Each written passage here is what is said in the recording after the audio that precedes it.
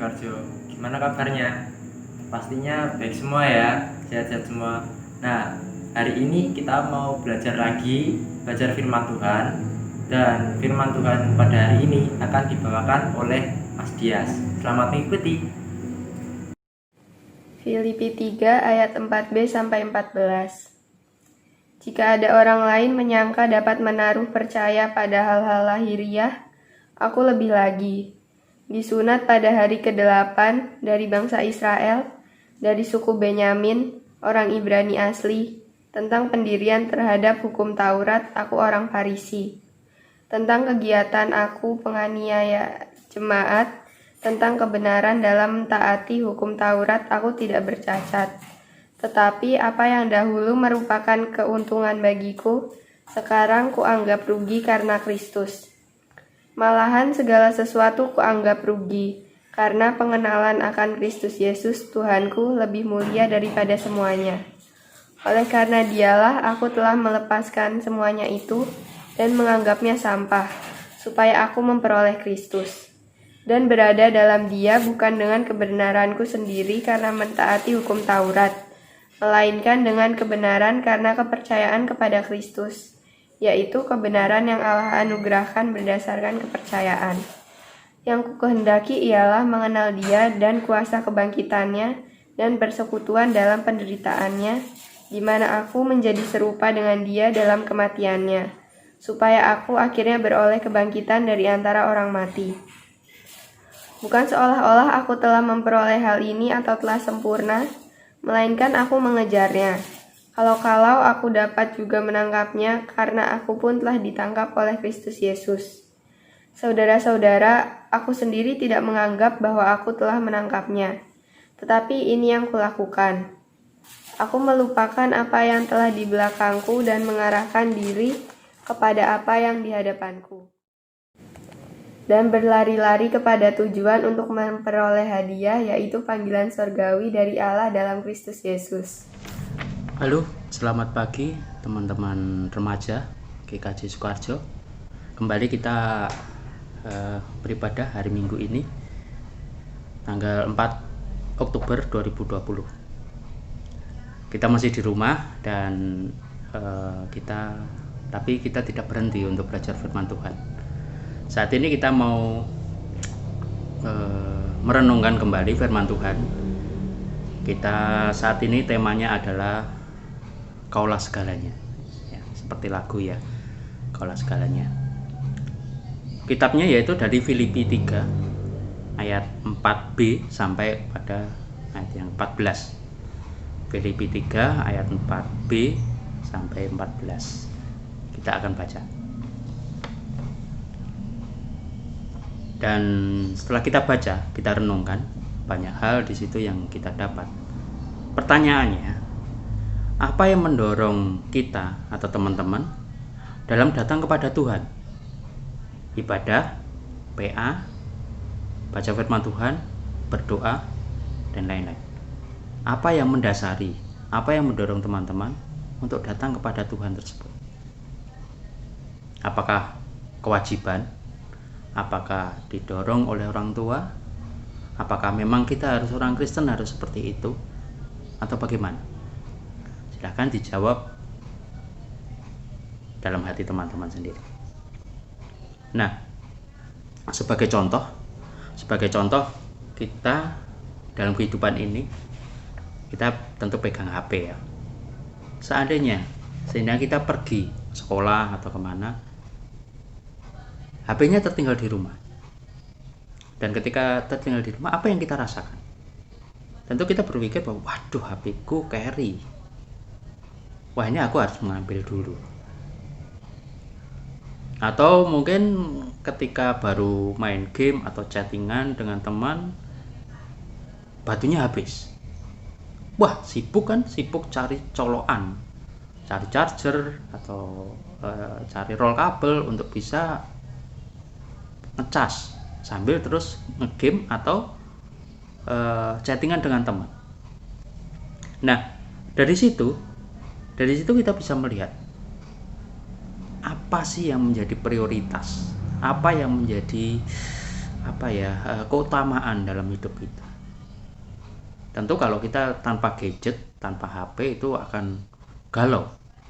Nah, di sini arti prioritas itu adalah sesuatu yang kita utamakan dan mendapatkan menempatkannya di atas yang lain. Sesuatu yang kita utamakan dan menempatkannya di atas yang lain. Ya, ditempatkan di tempat yang paling tinggi dalam kehidupan kita, seperti HP tadi misalkan. Nah, kita skip dulu. Kita mencoba belajar dari kitab Filipi 3 ayat 4b sampai 14 tadi. Bagaimana seorang Paulus? Dia seorang Paulus yang menulis surat kepada jemaat Filipi. Dia mengilustrasikan ilustrasi ini juga. Dia apa yang menjadi prioritas dia dalam kehidupannya?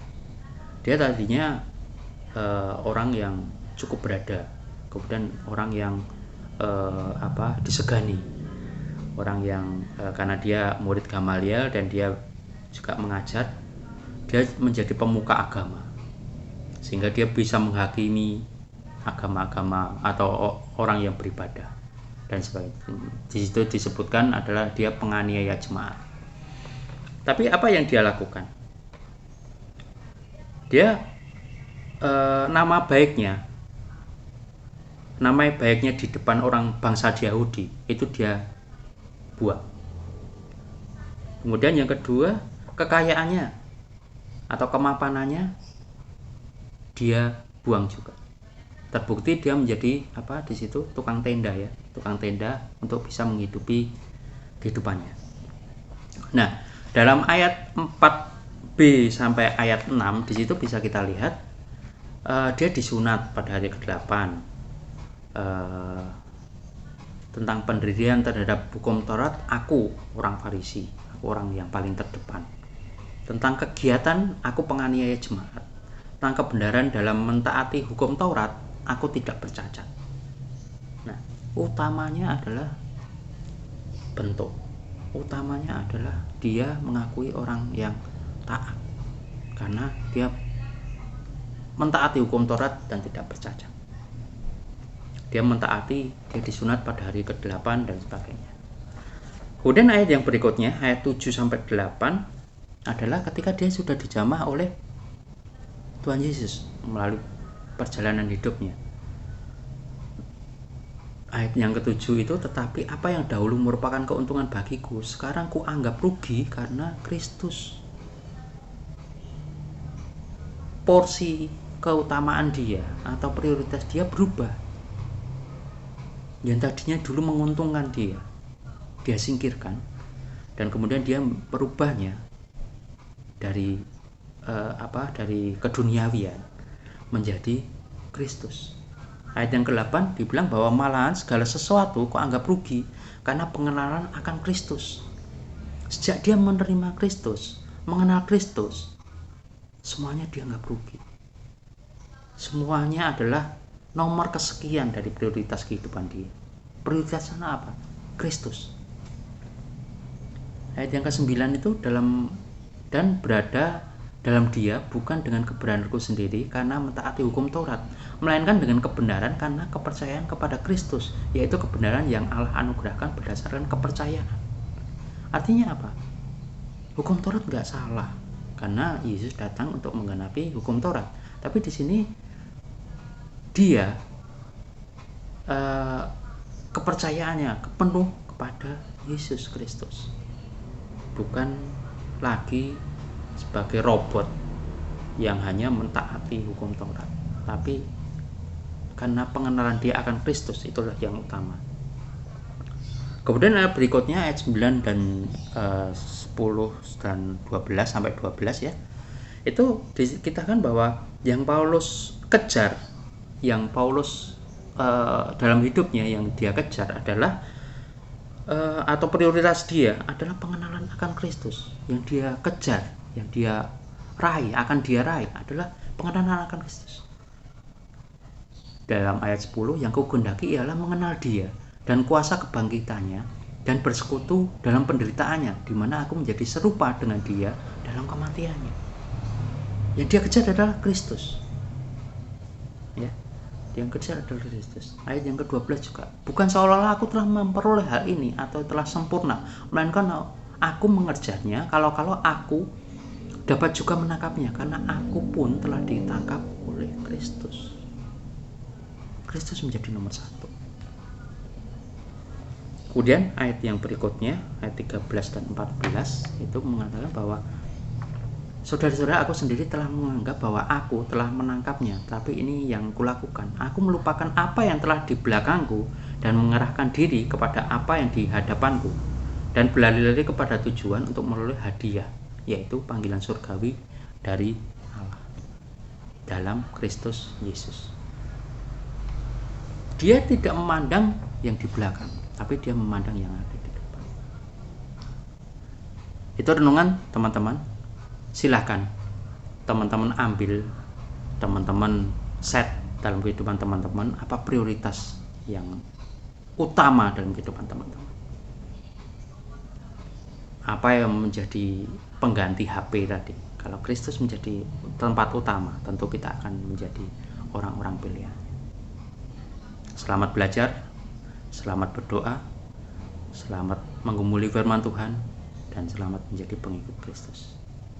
Amin. Semoga firman Tuhan tadi dapat menjadi kekuatan kita dalam menjalani hidup kita sehari-hari ya. Selamat bertemu di ibadah remaja minggu selanjutnya.